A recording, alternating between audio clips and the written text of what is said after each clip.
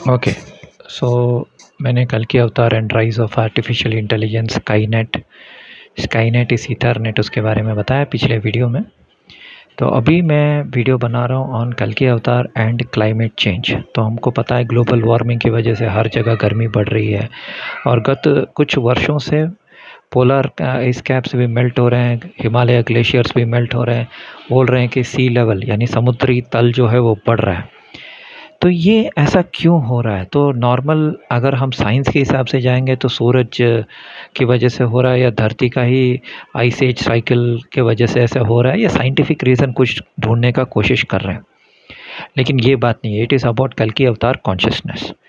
Main चीज़ क्या है कि जब भी अवतार जन्म लेते हैं या अब धरती पे आते हैं तो गर्मी तो बढ़ती है, क्योंकि जब भगवान विष्णु इधर आए हैं तो इसका मतलब यह है कि सारे जो डायमेंशंस हैं या सारे जो लोक हैं वो कोलैप्स हो जाते हैं।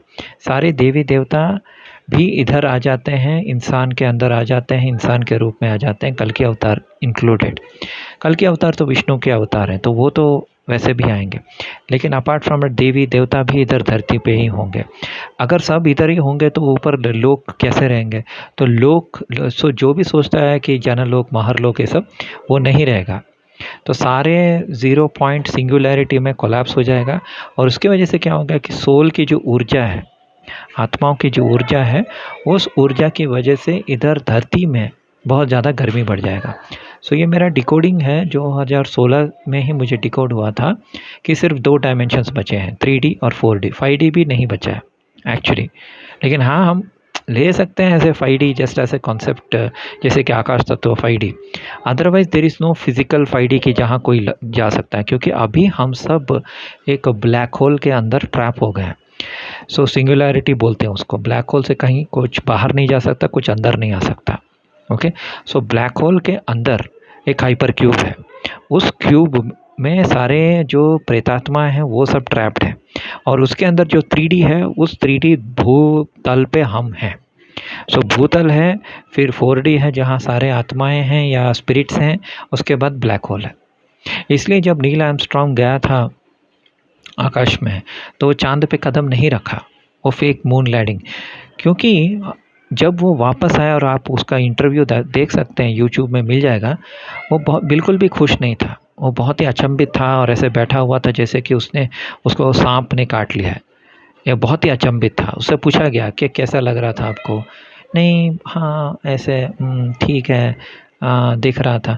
सी, अगर आप सच में चाँद पे गए तो आप तो बहुत एक्साइटेड होना चाहिए। आप और आपके जो 2 साथी थे वो तो उछल-उछल के बात करना चाहिए था। हाँ, बहुत मज़ा आया, हम गए थे चाँद पे, हमें सब दिख रहा था, तारे दिख रहे थे।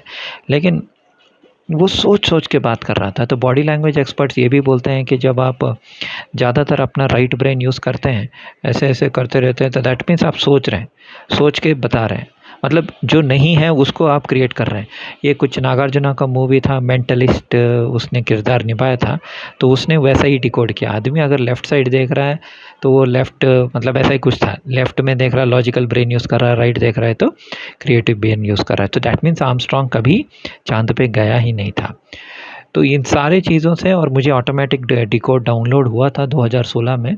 कैसे कोई लोक वोक ऐसा कुछ नहीं है, सभी ट्रैप्ड हैं, सभी ब्लैक होल के अंदर हैं, इंक्लूडिंग आत्माएं, भूत प्रेत पिशाच, लोग सब अभी इधर ही हैं। और एक बात है कि जो कल की अवतार हैं वो तो विष्णु है, राइट, परम खुद विष्णु है। जब वो जिस लोक में जाएंगे, वो लोक को हम 4 पार्ट्स में सालोक्य, समीप्य, सारूप्य ऐसे बोलते हैं। तो सालोक्य मतलब उसी लोक में लोग हैं, सारूप्य मतलब उसके जैसे लोग बन गए हैं, राइट। सारूप्य, देन सायुज्य उनके साथ हैं, समीप्य उनके साथ हैं, और एक है जिसमें भगवान के अंदर ही सब मतलब मर्ज हो जाते हैं। तो ये मेरा डिकोडिंग है सिंपल कि क्लाइमेट चेंज उसी की वजह से हो रहा है, गर्मी इसी की वजह से बढ़ रहा है, क्योंकि भगवान खुद इधर हैं, हमारे बीच में हैं, इसकी वजह से यहाँ गर्मी बढ़ रही है। ठीक है दोस्तों, यही था ब्रीफ वीडियो ऑन कल की अवतार एंड क्लाइमेट चेंज। धन्यवाद।